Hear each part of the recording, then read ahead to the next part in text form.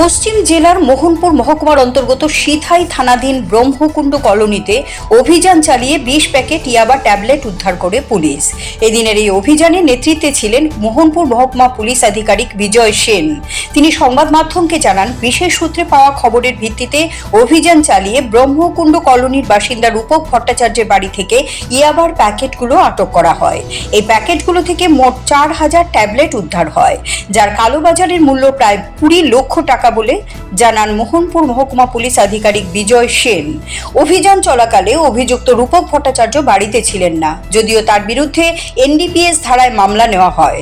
অতি সত্বর তাকে জালে তোলা হবে বলেও জানিয়েছেন।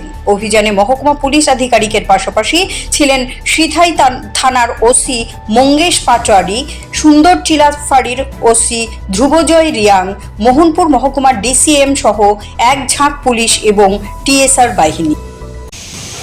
আমি ওসি সুন্দরটিলা, ওসি সিধাই এবং আমাদের সাথে পুলিশ এবং টিএসআর পার্টি মিলে এক্সিকিউটিভ ম্যাজিস্ট্রেটস আমরা এসডিএম অফিস থেকে নিয়ে যৌথভাবে আমরা এই বাড়িতে এই রূপক ভট্টাচার্যের বাড়িতে আমরা রেড করি। আজকে রেড করার পর প্রেক্ষিতে আমরা ওই বাড়ির মধ্যে লুকানো অবস্থায় আমরা 20 প্যাকেট পাউচ বলে এটাকে, এটার মধ্যে ইয়াবা ট্যাবলেটস ছিল।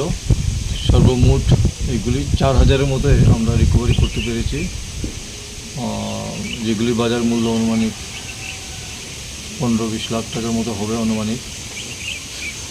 আর রূপক ভট্টাচার্য